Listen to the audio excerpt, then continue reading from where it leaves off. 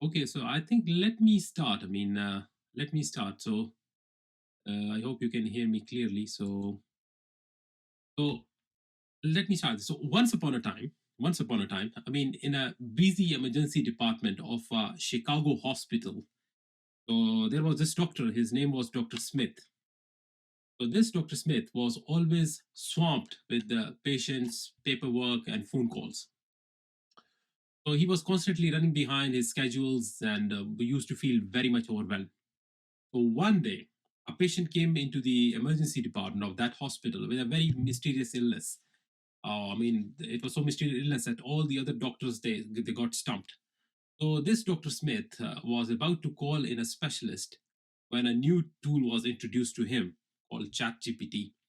And just within a few clicks, this Dr. Smith was able to quickly and easily gather all the information he needed to diagnose and treat this patient. And from that day onward, this Dr. Smith's life was forever changed. He was able to see more patients. Yeah, he was able to spend less time on his paperwork and have more time to do what he loved. That was saving lives. And that's how ChatGPT helped one busy ED doctor manage his workload and give better care to his patients. So to start with, you might have seen AI. But this is basically the synonym for artificial intelligence in a bunch of forms all over social media lately. Like I have, whether it's making AI, artificial intelligence art, or like doing artificial intelligence portraits or artificial intelligence chatbots, having conversations, and they even write poems for you and all that, all kinds of crazy stuff like that. So I have a lot of questions about this thing, about the Chat GPT, but I immediately, went to the top of the most existential pyramid of questions, which is, can this AI, artificial intelligence, eventually replace me now as a doctor before we get started? So I just want to make it clear before we start that I'm not saying that AI or artificial intelligence can't do amazing things. In fact, AI algorithms and machine learning models are capable of some truly impressive feats, but when it comes to creating content online, or let's say solving complex clinical problems, however, there are what I would say some fundamental reasons why AI, artificial intelligence, can't replace human creators or human problem solvers. So let me first define what we mean by an online creator or like a complex problem solver. So at its core, being an online creator is a creative process. You see, when we say creator or a problem solver, it's most of a creative or analytical process, huh? Right? So it involves coming up with ideas, developing, like for example, you can content. Like content publishing, for example, you've got some cases and you want to publish it online, or you engage online with an audience, and this process requires a bit of imagination and creativity and a human perspective. Now, on the other hand, AI, artificial intelligence, it's solely a machine learning technology, and it's not capable of like imagination or creativity, nor does it have a human perspective. Instead, I would say it's a tool designed to process data and perform specific tasks. So, in a conclusion, artificial intelligence might be able to perform some impressive tasks, like doing some clinical work for us, but it cannot replace online human creators or problem solvers because it's not capable of imagination, creativity, and human perspective. It's a tool, it's not a creator. And you wouldn't want to listen, let's say, would you want to listen to an entire video created by artificial intelligence? Would you? Yes or no? Yes, which is like, would you ever like to, which is like, entirely created by AI? Okay, let's say, I tell you one thing. Every word that I just said, like in this introduction, came directly from asking open AI chatbot called ChatGPT, and this has written a script for my presentation. So whatever you were listening to, that was not me. That was all artificial intelligence talking to you. Isn't that amazing? Right from this story of all this introduction, this is none of my words. This was all, I was just reading a script to you, which was written by artificial intelligence. And in this presentation, everything that I'm going to present to you is based on artificial intelligence. It's none of my work, it's all artificial intelligence. Okay, now let's start with sort of a poem which actually fits in this realm of we go.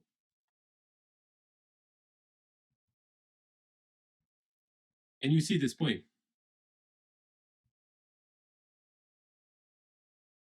So they say AI in medicine is the way for a better tomorrow, here to stay, helping us diagnose and treat for a healthier life, a goal to meet. Gupta, I don't think it's as like impressive as you do, but again, you are a human and this is artificial intelligence. So you see what artificial intelligence can do. So it has created a poem for my this introductory slide as well. Okay, so the agenda of today's lecture is I'm going to introduce to you what is ChatGPT. How many of you have heard about ChatGPT, by the way? Okay, anybody else like?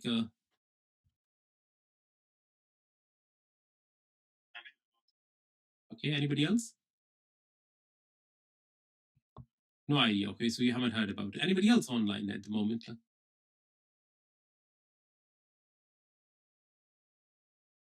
Oh, there are just 4 people. Okay, fine. Okay, so I will come to that in a moment. Like, what is ChatGPT? It is something which has taken the world by like a storm. So the issue is how this ChatGPT can help in communication. So especially when we are, we in ED, we are quite busy all the time. So how this chatbot can help us in communications. For example, if we have to write letters to the GPs, which again, when we do, when I think when we see patients, probably it takes 10-15 minutes, but the rest of the paperwork takes a lot of time. So this is something which can, simplify these tasks for us. So if you want to write tweets, if you write to write a Facebook message, if you want to write blogs, anything, or if you want to write letters to the GP or your colleagues, this is a handy tool that can help you. Yeah, it's like amazing. The other thing is, how can this thing, ChatGPT, help in summarizing patient information? So, like for example, if you've got a haphazard information, that's how we do doctors. Like we take different numbers, and if we have to give it a sort of a format which is presentable and understandable, so how can this chatbot help us in that? Similarly, one important neglected area, especially for doctors working in ED, is research because we don't get enough time for thinking about research, putting down our research proposals, things like that. So how can this tool, in a few clicks, can write research proposals for us? And you'll see like it's amazing when it comes down to write those things. And the other thing is, last but not the least, how can this tool help us in giving ideas about clinical reasoning? So if we are stuck, like we are there in a differential, like sort of stuck in differential diagnosis. So what are the things that can go in favor of a particular reason, and why not the other one? So that sort of things, uh, eventually, like the Chat GPT can help us in that as well. So it's a very amazing tool, and these are the few points that we would cover in the next 1 hour. Uh, Moving on to the next slide. Let's start with the introduction. So, what is ChatGPT? So, ChatGPT is a large language model. It starts this chat. The word chat actually. Let me admit somebody's. Can you guys admit this? Somebody's asking to be because I'm controlling my presentation. So, I think it's Iris. She's waiting in the lobby. So, if somebody can just like, I think she's still waiting. Let me try to do if I can do. Okay, okay, fine. Okay, I've done it. Okay, so coming back to the thing. So, it's basically GPT, this word GPT, uh, what is GPT basically? So GPT is a generator pre-trained transformer. It is like an abbreviation used for generator pre-trained transformer based on a large language model. So what does this mean? Generative means it can generate ideas. Remember, one thing people usually ask, if you need some information, you can go on Google, you can search, and you can get, like, different types of information. But again, there is a fundamental difference between Google and ChatGPT or artificial intelligence, because what Google is doing, Google has got a billion eyes, like, which are stuck at different, like, ports of information. So when you write a keyword or something, it looks into those ports of information, grabs those information which is already there, and puts it in front of you based on its algorithm. ChatGPT, on the other hand, is generative model. It generates. It's not simply, like, taking things from it. It is generating. It's got its own mind as well, and you will see how good this mind is. Like, it can even deceive you as well in certain cases. So this is a generative model. Generative means it's not simply, picking up bits of information. It is creating information as well, and it creates in a very, what you call, we call it chat, because it acts like a, sort of a performs in a form of a human chat, natural conversation, natural language. So this is a generator pre-trained. This has been trained on large set of information out there on the internet. We call it like the large language model. So it has been trained on blogs, it has been trained on the information, whatever, like, sea of information has been there. So it's been trained again and again and again. And based on that, it creates generative ideas. So ChatGPT is a large language model. This GPT stands for generator pre-trained transformer. So it transforms in a very simple and easy to understand language. So it takes like, sort of its inputs from this vast resources of digital information which are available all over the internet, and then it presents to you in very simplified human like language. So it is something which is very easy to understand, like it, even like a sort of, a very simple guy who has got non-medical knowledge, and if you want to present it, it can present this information. So this was actually, artificial intelligence has been, in the sort of, it has been there in the pipeline for a long period of time, but it didn't come into the, what you call, into the spotlight till the 30th of November 2022. So as you see, it's just like 2 months, 2 months old, and this is the only software which reached, it's like, 1 million users in 5 days. I think it broke the record of Instagram as well. I think Instagram is the app they say, like, reached 1 million users in probably like 3 weeks or something like that. Within 5 days, its users, they reached 1 billion, and it's growing. It's growing. It's based on the GPT 3.5 model, which is the backbone, which actually does all these things.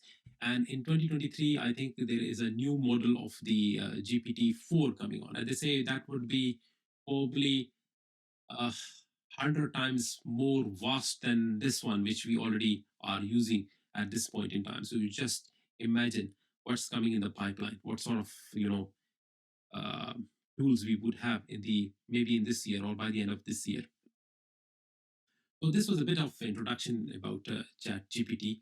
It's a large language model, and everybody can use it. So moving on to its interface. So if you go to this website, which is very simple, chat.openai, because OpenAI is the company that is basically, owns the Chat GPT. So chat.openai.com/chat. So if you write this in your browser, it will take you to this window, which you can see in the right upper corner. So it say, welcome to ChatGPT, log in with your OpenAI. If you haven't got an account, it's very simple. You can just sign up with any of your email. You can just sign up. And then you are taken to this type of main window. So once you sign it, you get this window, which is very minimalistic. Like, it hasn't got very fancy fonts or fancy graphics or something. Very simple. You've got a text here. You see at the lower end, you've got this input box where you can type whatever you want, and you press this button over here, and it will generate the information for you. So it's given some examples, like some terms, simple terms that you can use. What are the capabilities and what are the limitations? So one major limitation of this ChatGPT is that it has been trained on data prior prior to 2021 prior to 2021.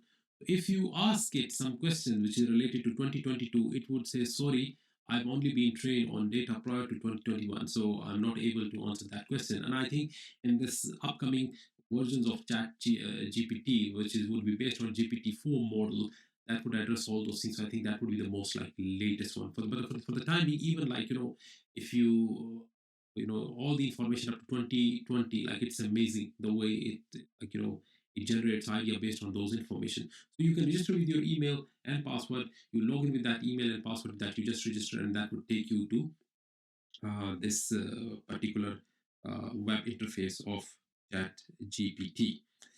Okay, so uh, question is, how does it help us in communications? That's the first thing.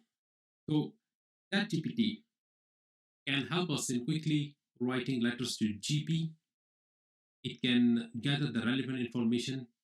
If you gather the relevant information and paste it in ChatGPT and use the prompt like, please write a letter to this patient GP about the required follow-up, then you see what it does. And once it makes a letter for you, you can just copy it and paste it in your Word document.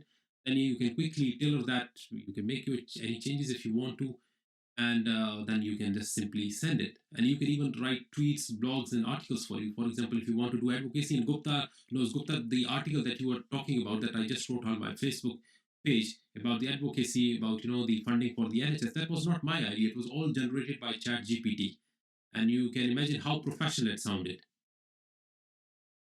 So let me take you to ChatGPT. We'll give you some examples. Okay, so let me take you to ChatGPT, and we'll do some quick sort of demos to give you an idea how it works. So let me open.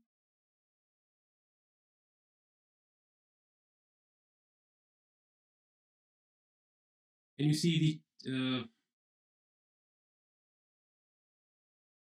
ChatGPT main window? Okay, let me now go to the.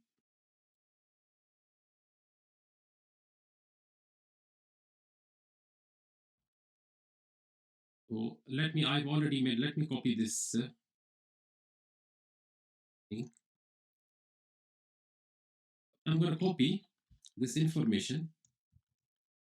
And you see this. A 15-year-old girl presents to the pediatric emergency department for lower abdominal pain, which has been ongoing for the last 2 years. She has had multiple attendances in ED for this pain, and every time she was worked up to exclude acute causes like appendicitis, which always came negative. She has not been appropriately worked up and possibly needs multiple diagnostic investigations under the care of a pediatrician, which can only be done by referral by her GP. Therefore, write a persuasive letter to the GP advising to properly refer this girl. So let's say this is the one I've given you a very common scenario that we come across, like in chat, and we see kids who shouldn't be there because they have not been properly referred by their GPs, and they every time they turn up in the ED, with chronic conditions, which you try to work up like to best of your knowledge and your abilities to rule out, emergency causes. And most of them, they don't have any emergency causes, and then they're back in a limbo because they're going in back and forth between ED and banging their head on the wall. Something that requires a lot of workup, but that we don't have that sort of liberty to arrange investigation and things. So it has to be done under the care of a pediatrician who can follow it up, and well, that's between the pediatrician and the GP. So this is a common condition. So I have asked the Chat GPT to write a persuasive letter to the GP advising him to properly refer this girl. Can you see this, like this bit of information that I put it down in the Chat GPT? Okay, fine. So let me give this prompt. Okay. So this is happening in real time now.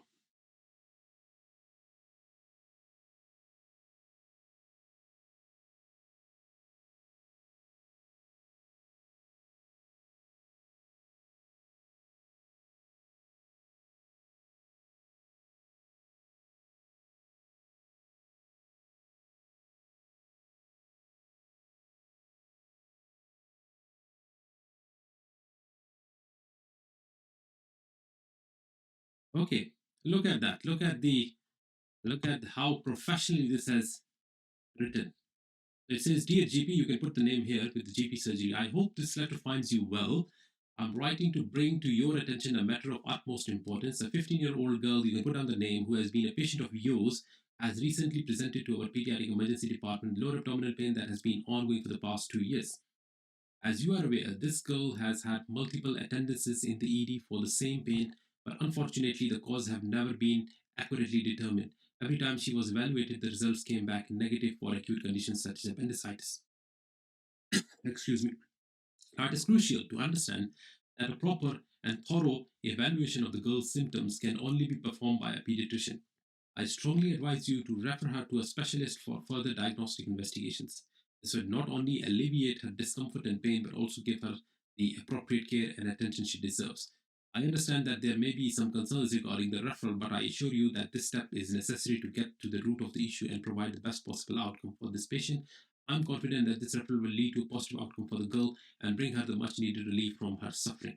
Thank you for attention to this matter. I look forward to hearing from you soon. Sincerely, you can put down your name and I think, look how professional. Wow, how many marks would you give to this letter? I mean, can you write it yourself?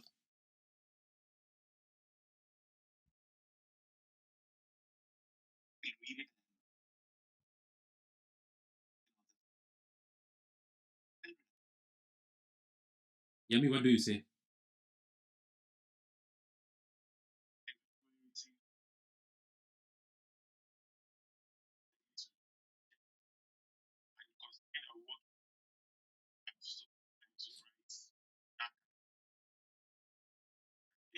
Yeah, so the thing is that, see, you just took like maybe 3, 4 minutes to just put this information here and just give the command like write a persuasive letter. So it's just like you are talking to someone. If you've got your assistant, it's not like you have got special commands which you have got like you have to learn for databases. You just like the natural language. Please write a persuasive letter to the GP advising to properly refer this girl, and then you would see what it comes up with.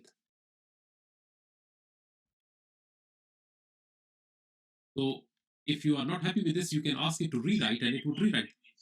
Pardon?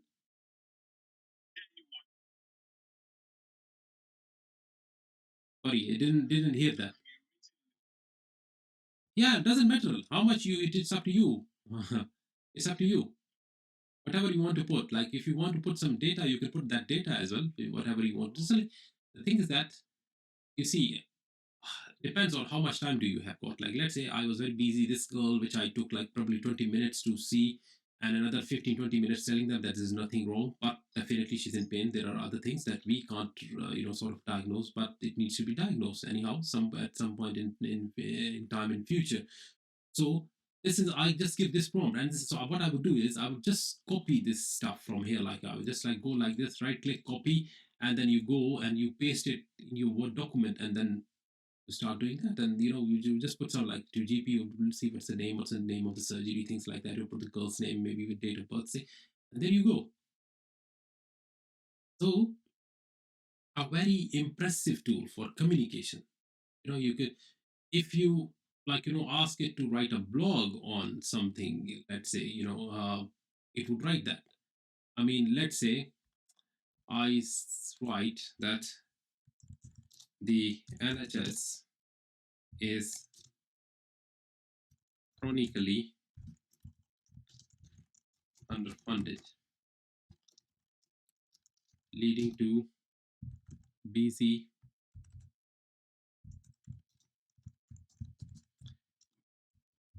emergency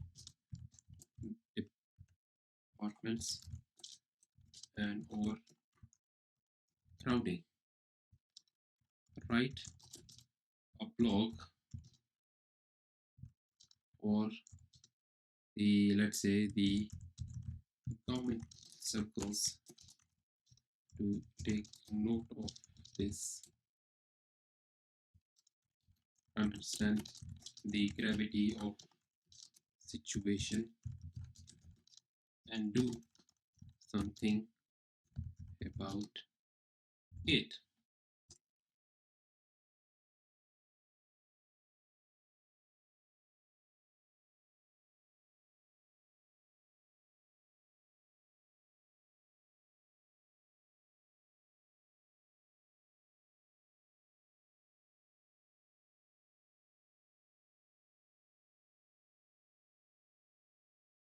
So as you can see in real time, it's writing for you.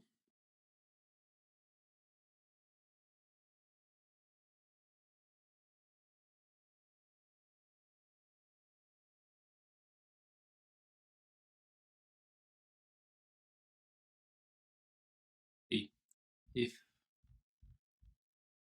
try to read it from here, sorry, from here. It's written a blog. I just give it two, three sentences and it just wrote a blog for me.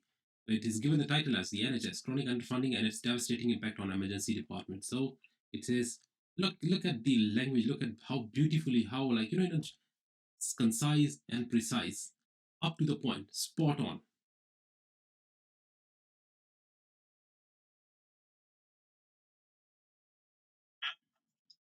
Pardon? Yes,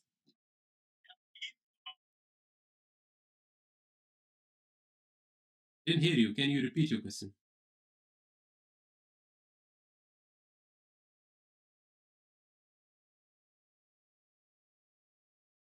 Hello? I don't know whether I've lost you or what.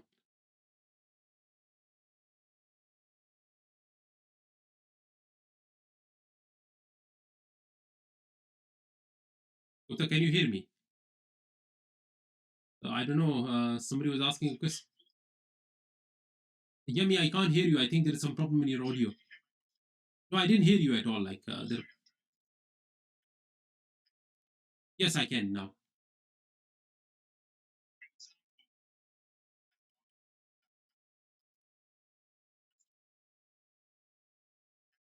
Yes, it might change the words every time. There will be a change in the wording every time you ask it.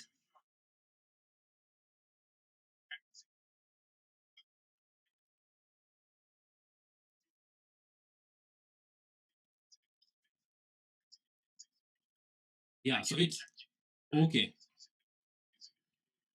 So it is so intelligent. If you write in the prompt that make sure that it is not plagiarized, just see what it comes up with. So it would change the wordings and everything. So it's very, very, I mean, even in its like rudimentary, pristine form, this chat GPT based on GPT 3.5 model is very, very intelligent. I told you it's generate like, you know, I asked it to write a proposal, research proposal. I was just testing it.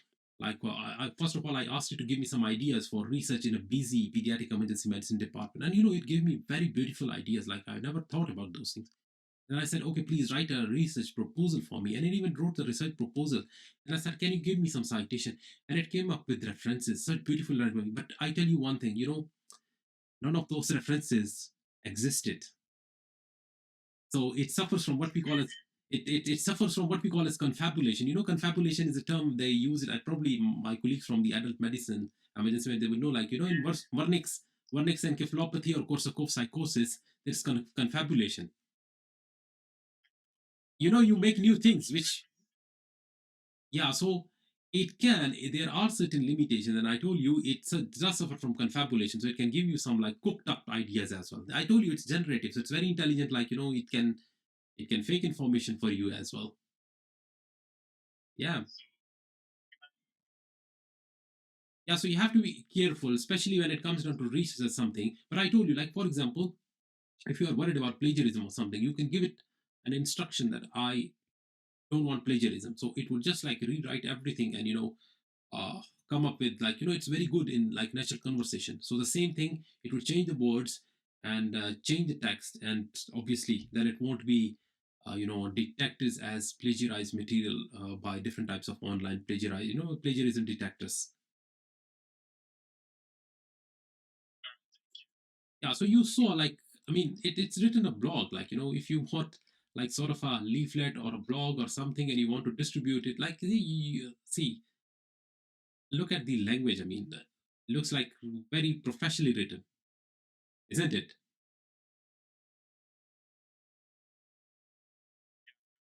I think most of us won't be able to write like, in this way. Like maybe we can speak a lot, but we probably would not be able to write with like, this much clarity.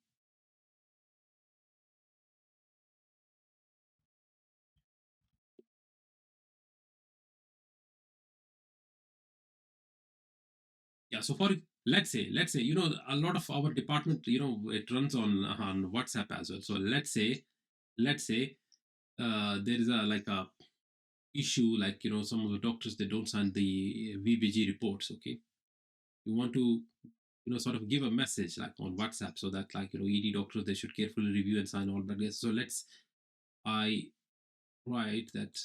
Let me copy this stuff. So here I have given it a prompt. Make a convincing WhatsApp message for ED doctors that they should carefully review and sign all blood gas reports. Okay. And I say, okay, go ahead.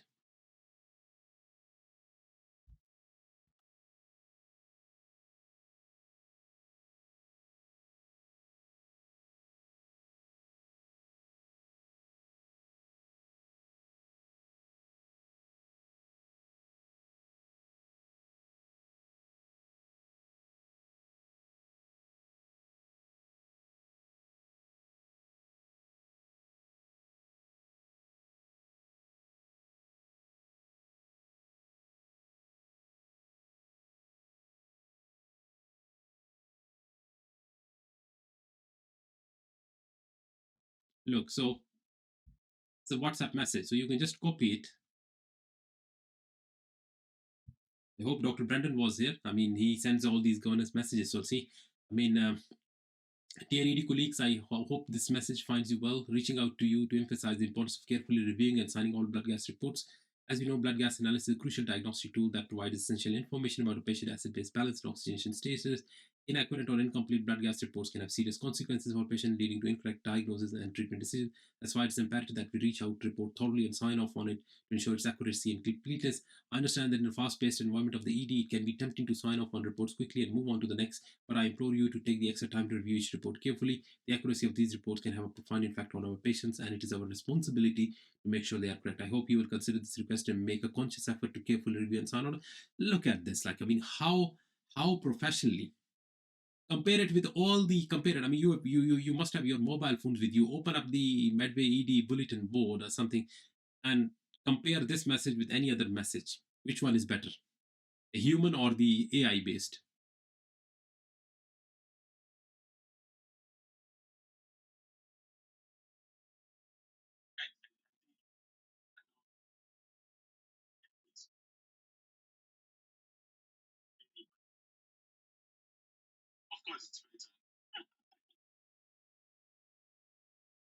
That if something is helping you, why not to jump on the bandwagon and you get like, yeah. So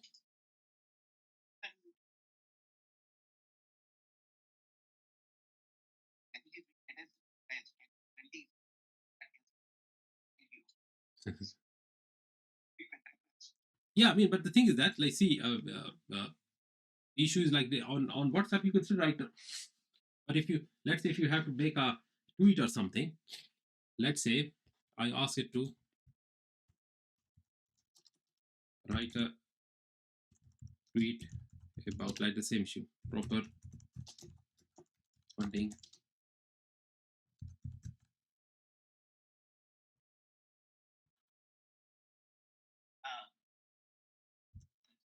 Yes,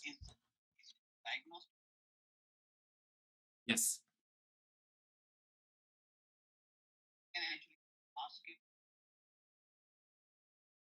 Yes, I'm coming to that in a moment as well. I was just like talking at the moment while just focusing on the communication. So let's say I asked you to write a small, it was just like a simple prompt, write a tweet about proper funding for the NHS.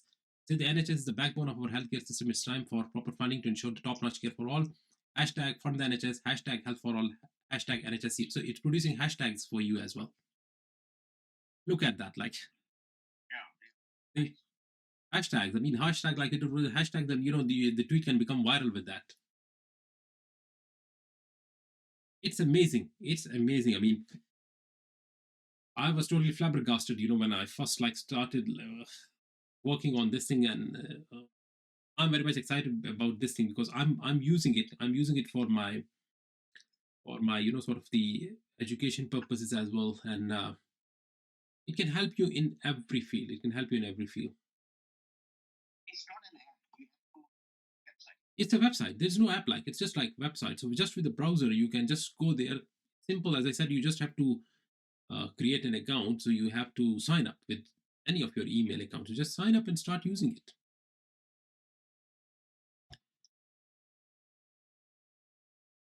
Sorry.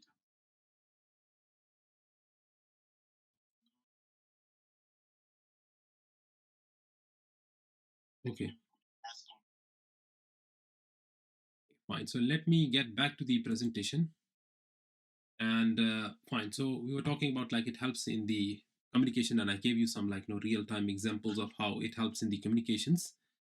Now coming down to the next point, and that is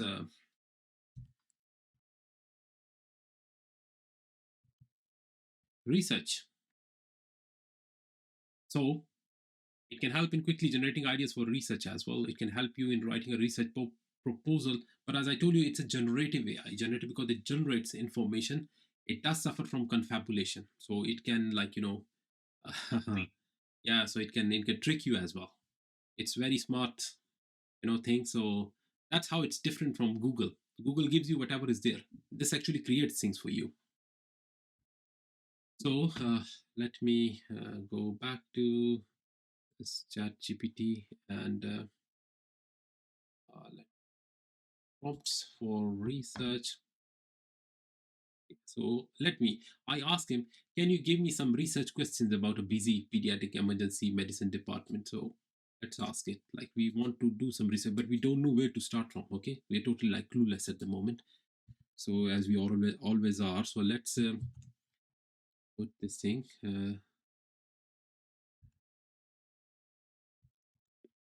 So I've asked, can you give me some research questions about a busy pediatric emergency medicine department? Right? Let's see what it comes up with.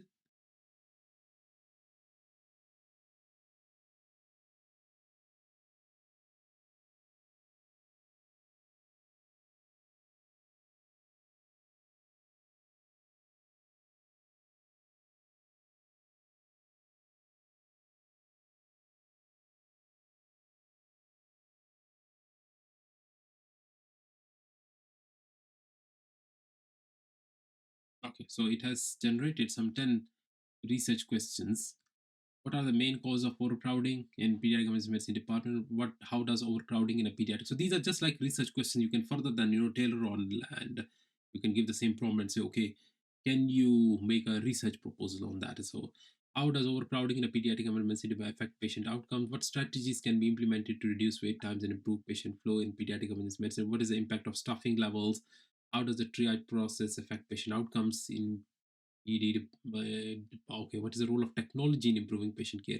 How can communication between healthcare professionals be improved in a busy pediatric ED department to enhance patient? What is the impact of crowding on staff morale and job satisfaction?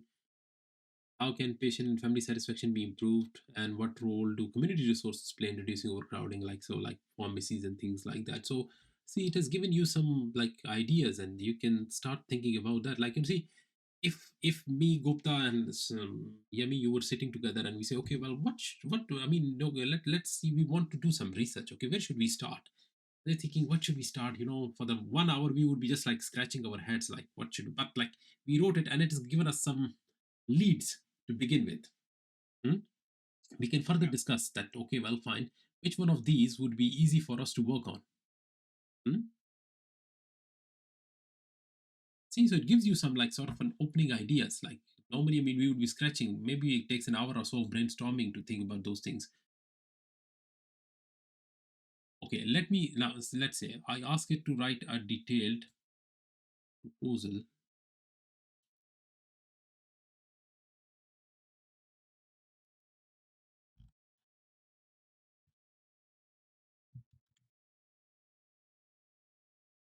From my previous sort of a question, it gave me a sort of a research topic of effectiveness of different pain management techniques in pediatric emergency medicine patients. So let's say I have selected that one and I want it to write a detailed proposal on this thing. Make sure it's advanced and add citations to this document as well. Okay.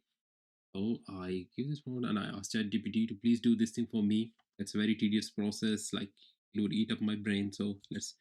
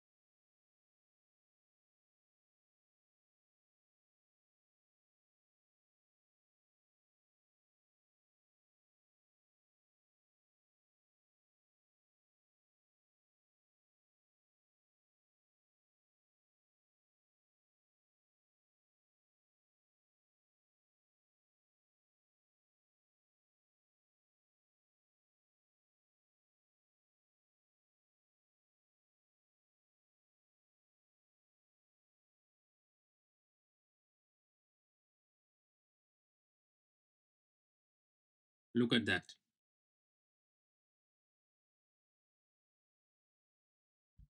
Gupta, half of the research is done.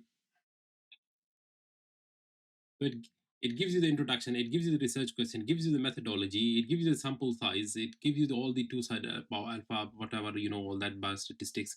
It talks you about all the data analysis methodology that you would be using, like Vasco, ANOVA, analysis of a variance, ethical consideration, expected outcomes, conclusion, and references. And what it says at the bottom, look at this thing.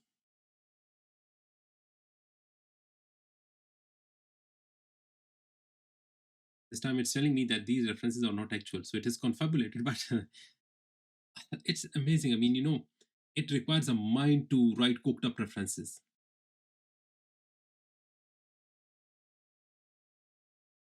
Yeah, at least it gives you like sort of, the Vancouver styles of, reference writing. So I remember, this reminds me, why I'm telling you, see, this is not an easy job of, cooking up references or something. This was, I think, back in 2008 or something. So I was the associate editor of our Journal of Medical Sciences. This was one of the peer reviewed, sort of journals of the medical college from where I had studied as well, and the attached teaching hospitals. So at least publishing 5 papers in a 3 years was a requirement to move from the post of assistant professor to excuse me, to move from the post of assistant professor to associate professor. So obviously, some of what the doctors would do is that they would take the research of their trainees, which they had to write for the dissertations for, like, appearing in part two of the postgraduate examinations, and they would like publish it under their names because they were the supervisors. So trainees couldn't say anything, so they were doing this thing. So I remember a pediatric surgeon. His paper came, and it was on something, I'm forgetting the topic. So everything was fine. When I was reviewing it, going through the references thing, there were certain things that, like, it clicked. I said, like, how has he written these references? I mean, even, the manuscript that he had made. So some of the fonts were like off big and bold, and I said, like, he's copied it from somewhere. And then they were not even like properly cross-referenced to the text as well. So just like randomly, I couldn't have like picked up the so one reference, like it said like a journal, which I remember the name of the journal as well. So that it was like Pakistan Journal of Pediatric Surgery, and I came to know that there was no journal by this name. I knew when I looked into that, I said, like, Pakistan Journal of, like, what's this? So I tried to search for it, look for that references. I couldn't find, like, I knew there was no, but even like, with my extensive, I called the Higher Education Commission, which keeps records of all the. I tried to look by ISSN number of the journal and thing, and there was nothing. So that was a cooked up reference. So then there were a few other references as well. So I called this pediatric surgeon. I said, like, can you just provide a copy of the references that you have cited in your article? So there are a few references. Would you mind like taking a print out of those references? You know what he did? He didn't respond, like, even after 2 months, and then he retracted his article. He said, "No, I'm not going to publish it." He knew what he was doing. But as I said, like, he got caught because he cooked up something which was not even there. But look at this thing. I mean, the way it is, like, American, these things, they do exist. American Academy of Pediatrics, it does exist. What you call this? Cochrane Library does exist. American Pain Society does exist. So how beautifully it is cooking up some references. This is, again, as I said, like, this is the beauty of artificial intelligence. I mean, even it wants to be, or something renegade, see the power of artificial intelligence. And as I said, we are just looking at artificial intelligence in its infancy. I think it's in its in neonatal form, not even infancy.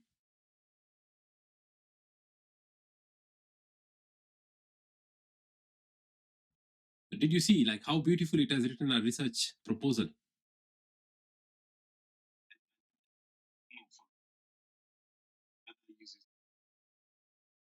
Mhm. Exactly, exactly. Yeah, exactly. So what? See, as I said, if you see, obviously, if we rely too much on artificial intelligence, then we will lose our creativity as well. The best, yeah. So the best thing is that it gives you sort of a, sort of a framework on which you can further build up. So it has done some preliminary, rudimentary work for you, and you can further improvise on this. So it has given you a framework, so you know what your headings are, you know what your basic sort of variables are, and now you can further enhance those things.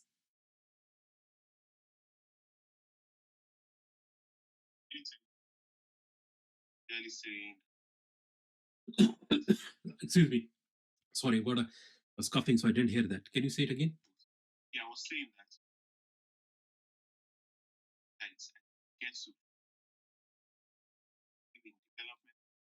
Yeah, because I told you it reached 1 million users in 5 days.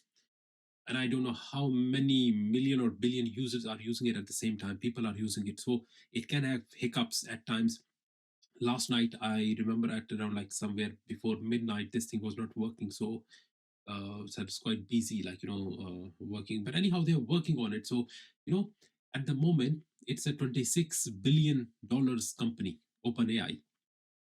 And recently, Microsoft has invested around $10 billion, further $10 billion in this OpenAI. So they've got a lot of sort of investment in this thing. So hopefully they will come up with more vast, and sort of capacitative servers and everything. So, and as I said, like GPT-4 is coming up. So probably we're going to see much more coming in the future. So yeah, fingers crossed for that. So hopefully it would improve with the passage of time.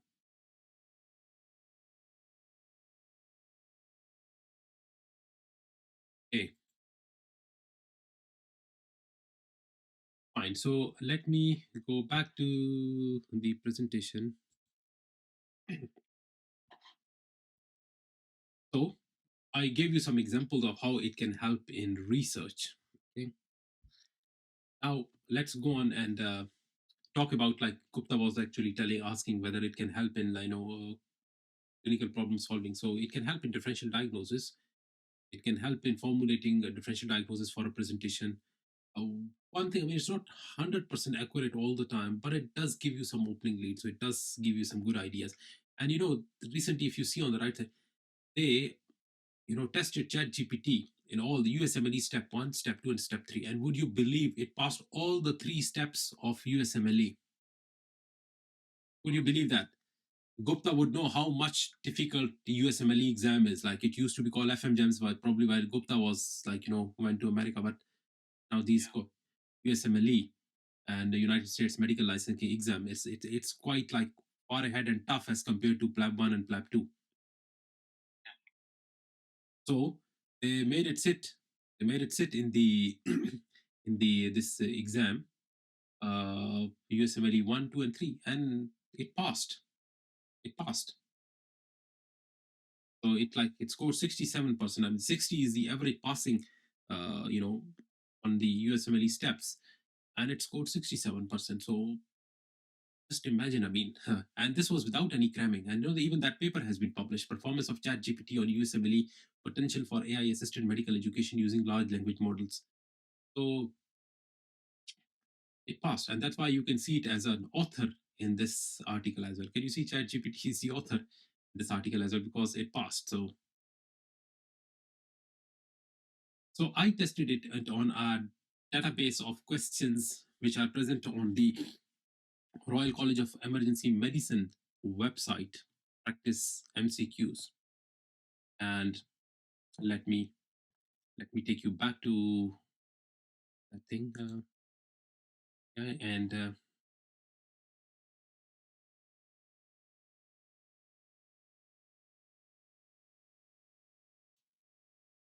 okay, so but this is a question MCQ taken from the RCEM learning website, and so let me go back. So it says a 23-year-old has been involved in a car crash. He requires intubation for a respiratory failure, secondary pulmonary contusions. Following one failed attempt, intubation is saturation drop from 98 to 92%, which is the most appropriate course of action. Attempt to reoxygen with VM prior to second attempt to blah blah blah, insertion of LMA and ventilation, creation of some form of surgical airway, ecothyroidotomy, release of manual inline stabilization to allow better positioning into a second intubation attempt. Okay, so I put this thing, I asked it to solve.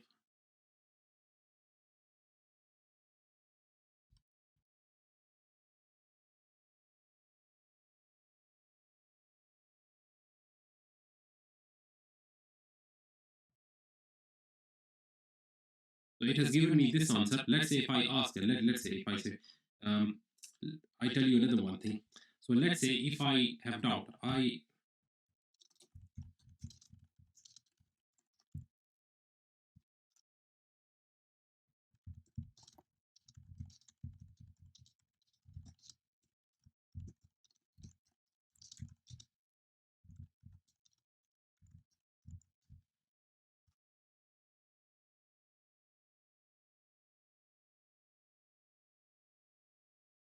it's thinking.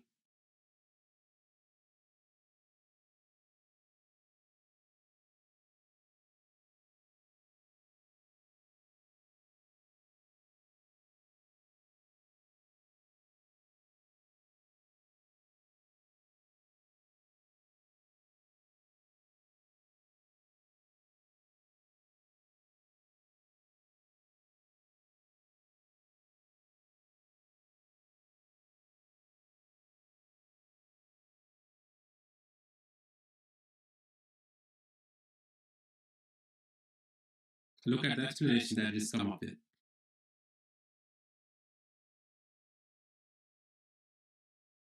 See, it is actually, as you see, if you are on a world round and if you ask someone, that is how sort of a very learned a senior resident or a doctor would give you the answer. Like giving sort of a what do you call arguments in favor or against something. I put it down to another question. Let me give it another one.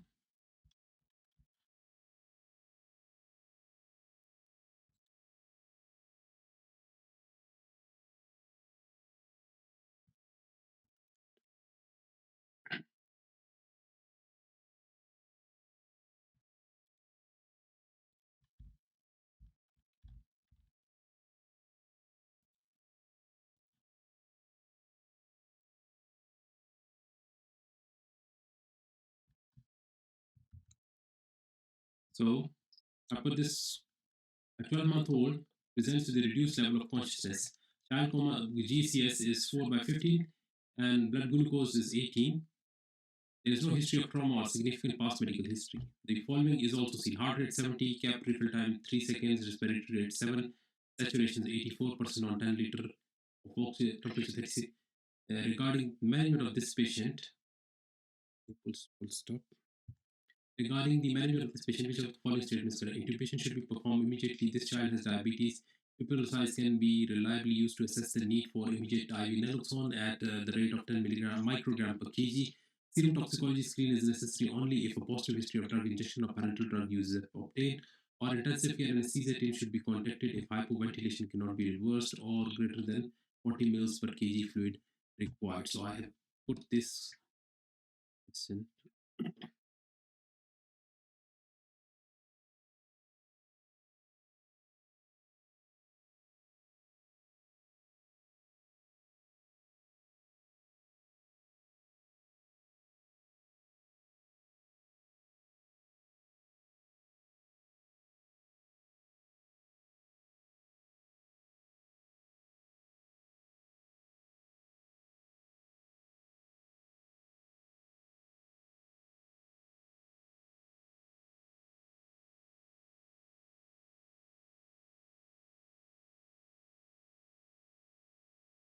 Okay, I further challenge it. Yeah, okay, I doubt this answer.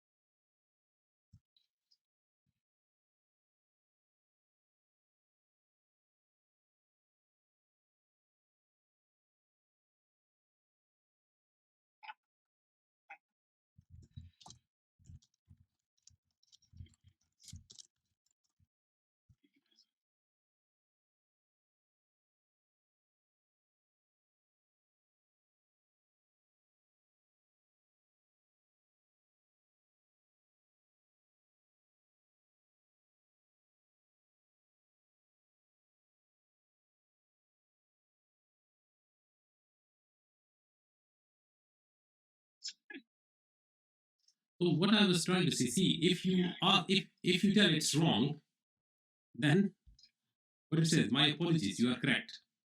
This child has diabetes incorrect. The presence of elevated blood glucose level reduced level raises the possibility, but additional testing and evaluation is necessary.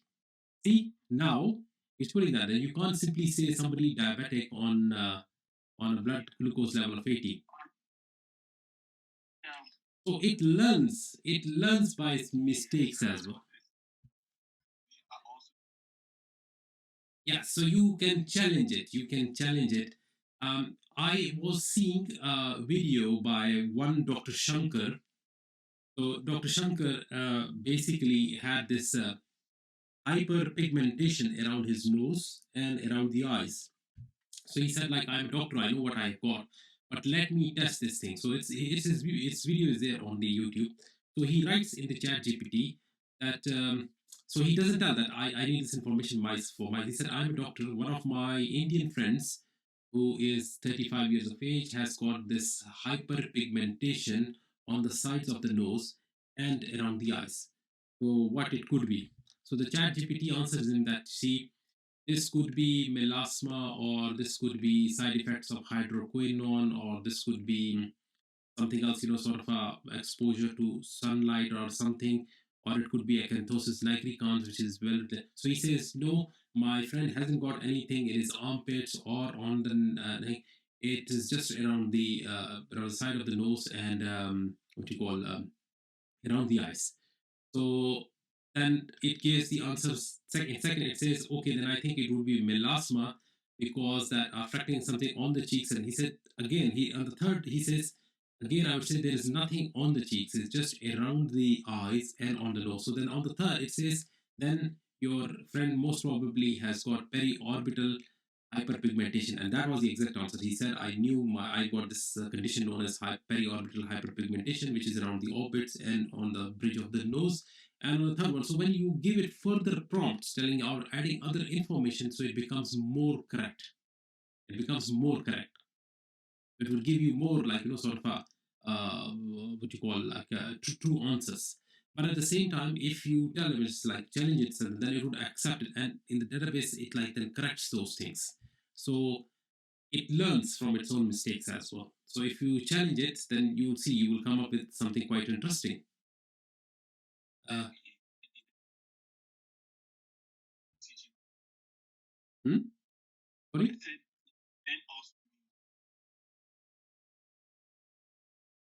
Yeah, but then again, as I said, you see, they say if you give a blade in the hand of a monkey, what he's going to do, you know he's going to, like, shave everybody whosoever comes in his way.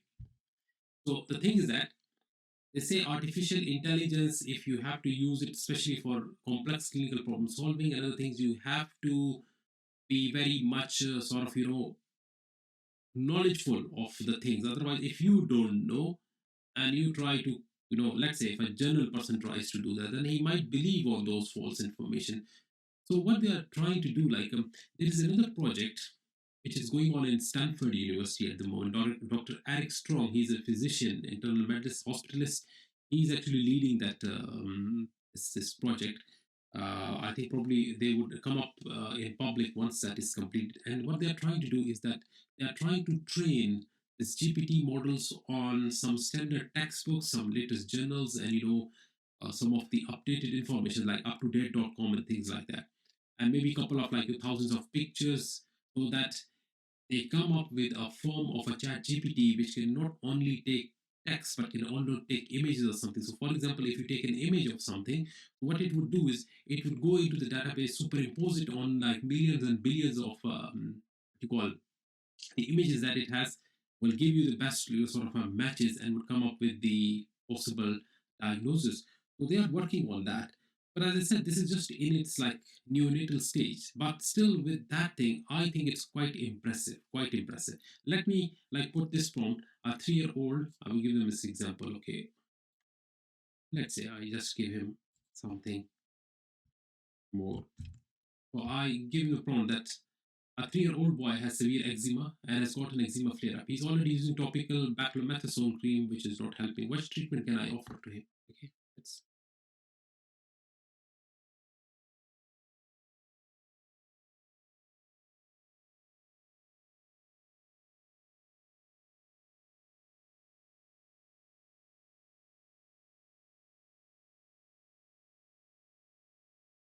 Okay, load field, regenerate response.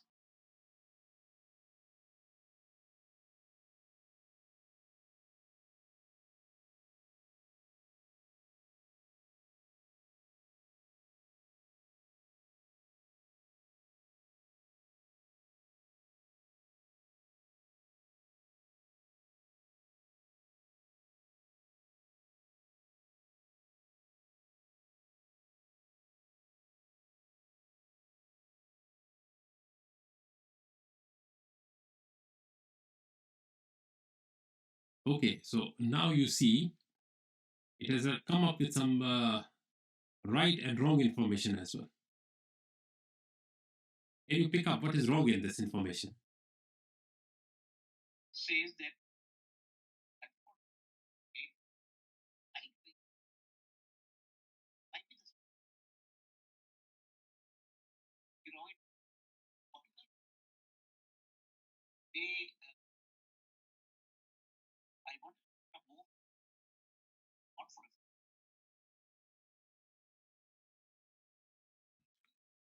No, the thing is that I know, like topical calcineurin inhibitors, they are used for flare-ups, flares up. They can be used. These are the second line treatments. So it's very right. Tacrolimus or excuse me, pimicrolimus. But if you look at topical steroid, it says a stronger topical steroid may be prescribed to control the flare-up, such as hydrocortisone beta. Hydrocortisone is a mild one actually.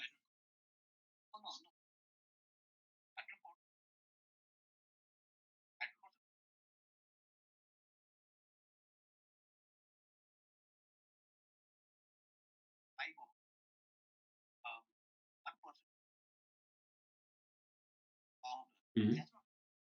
Which one is that? Okay, okay. My understanding was that hydrocortisone that we use is a milder form. So, okay. So let's say I say okay, I will go. Okay, I will go with tacrolimus cream.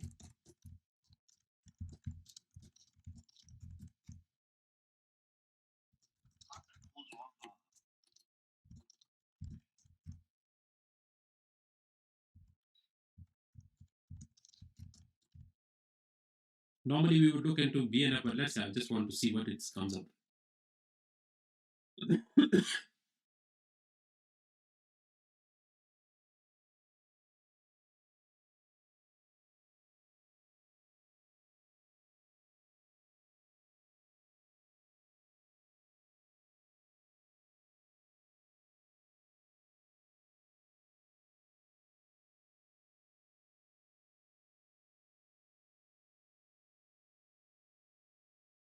Yeah, so it has passed this test, so it's very fine. Initial starting dose is 0.03% skin cream. That's fine, excellent. And zero point 0.1, that is the higher one. We don't use that anyhow and can be adjusted by the pediatrician based on the child response. Duration typically 4 to 8 weeks with follow-up visit to evaluate the response. Yeah, that's fine. So sum up nicely, though we know we normally would go with the BNF or like any other standard textbook. But anyhow, we just wanted to check if it comes with factual information, and yes, it did give the right information.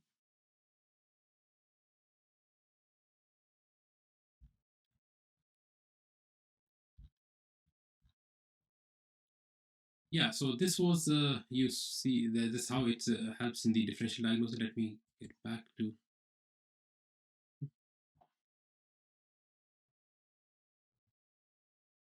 So now coming down to the weaknesses, which you already saw while we were doing this thing. So one is the hallucination effects. Like hallucination effects or confabulation is when it tries to cook up the information which is not there, as you especially saw in the references section. You know, when it was making those citations or references, so it cooked up references. Though the good thing was it told at the end of the document as well that these references are not actual. But again, the thing is that the way it created those things was like what we call as confabulation or so the other thing is that it tends to follow instructions rather than engaging in very genuine interaction. So like, you know, if you give it prompt or something, so still looks very much like human, but still it still follows the instruction rather than, you know, I know a time would come when the AI would challenge us as well, and that would be something which would be very interesting. At the moment, we are challenging AI. Let's see when the AI starts challenging us. So at the moment, it's just like a one-way information, like it tends to follow instructions rather than engaging in genuine interaction. So this has to be seen how this evolves over the future course of action. And with the the Chat GPT based on GPT-4 model coming up in the near future, how this would change the field of medicine and how this would change the sort of the areas where we would probably be using this. So there are some of the weaknesses I told you, not like what you call serious weaknesses, but there are some weaknesses which we need to know as a doctors when we are using Chat GPT.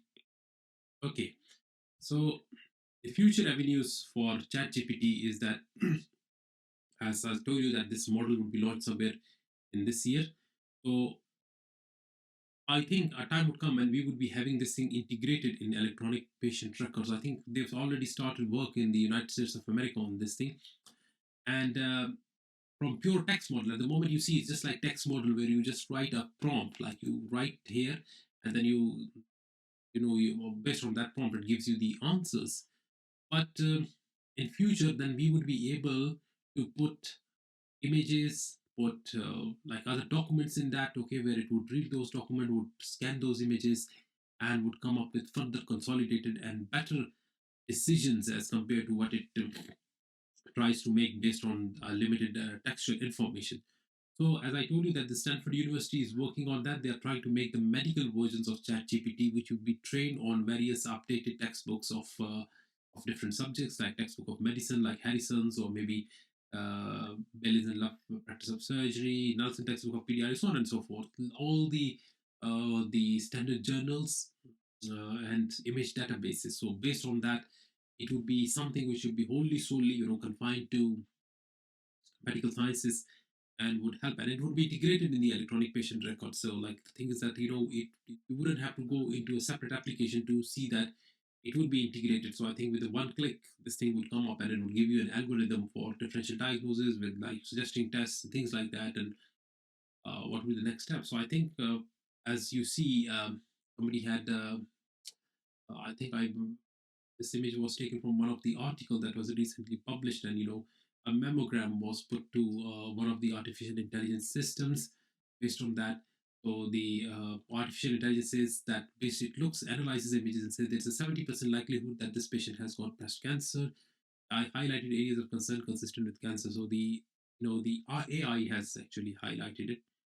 So the doctor asks, the radiologist asks, what's in there? So it says in the upper outer left breast, there is a distortion associated with developing asymmetry. And according to the breast imaging reporting and data system, so that is the database system that it is referring to. This finding is highly suspicious of malignancy based on BIRADS4C. Uh, Probably these are the receptors which might be present in this type of things. Uh, so, I mean, look at this. This is something which is quite futuristic. So it is actually telling you what's wrong with this image, highlighting it, and then you're asking what's in there, and then it's giving you, well, see, these are these sort of inconsistencies in this image which are probably suggestive of this diagnosis. Yeah, so see, in future, this would be incorporated, and this would be amazing. This would be amazing. Obviously, I mean, it can't replace the human. Still, like nothing can replace the human mind, but it can complement, augment human thinking.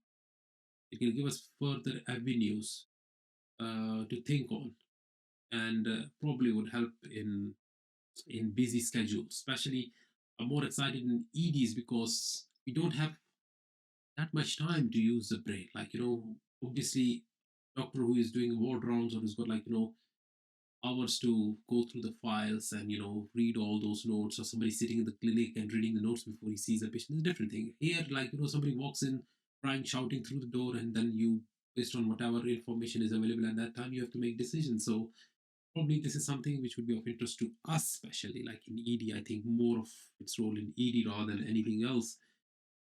Yes.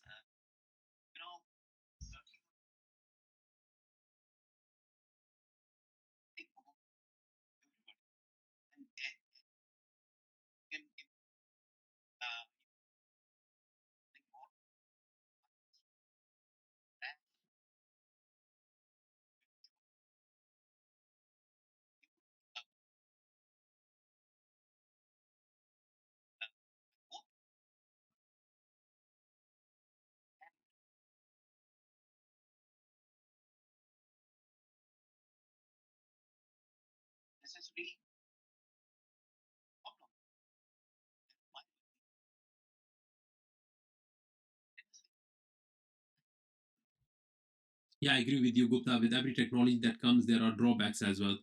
So there are elements that would use it to their own benefit. So everything has got a backside, or everything has got a flip side as well. So, but unfortunately, what can one do like about these things? Like Google when came it with the search engine leading. Before Google, we had this thing, Yahoo and Alta La Vista and so many other like search engines, and then Google came and it took everything by storm.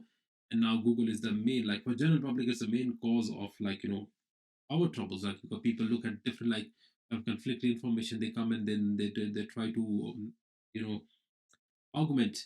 They have got arguments with you on these things. So, well, I mean, the thing is that because I don't know how they would limit it, maybe only one who could be if it has got a paid version or something where not everybody's got access to this, and you are paying something to access it. Maybe like sort of pushes back the general public to use it for their own benefit or something. But anyhow, time will tell us like how this thing goes. At the moment, like from the other side, the brighter side, I see a lot of potential in this particular system to help us in our daily routines.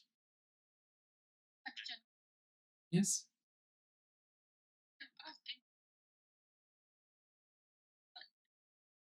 Yes.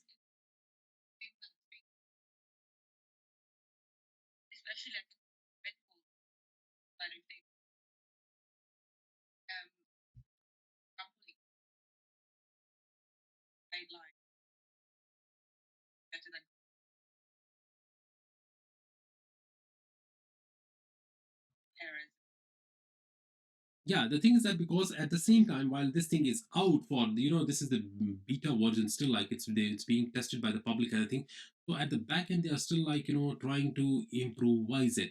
So the CEO of the Open AI, Sam Altman is his name. He was, I think it was probably 5 days back. So in one of his interviews, like they were asking like about this thing. So they said like, what about like where it comes down to those things where the information can be dangerous as well, like if wrong information. So this like what we are trying to do is to further improvise on these things. So there's like this was this issue of confabulation. So he said like we are trying to make it sure that if it tries to confabulate, then it like gives a prompt. Like for example, here it may cooked up a few references that, but then at the end it said like all of these references are not real. They are sort of cooked up, so you get an idea like, oh well, fine, this is it's just probably giving me an idea how to write references, but these are not actual references.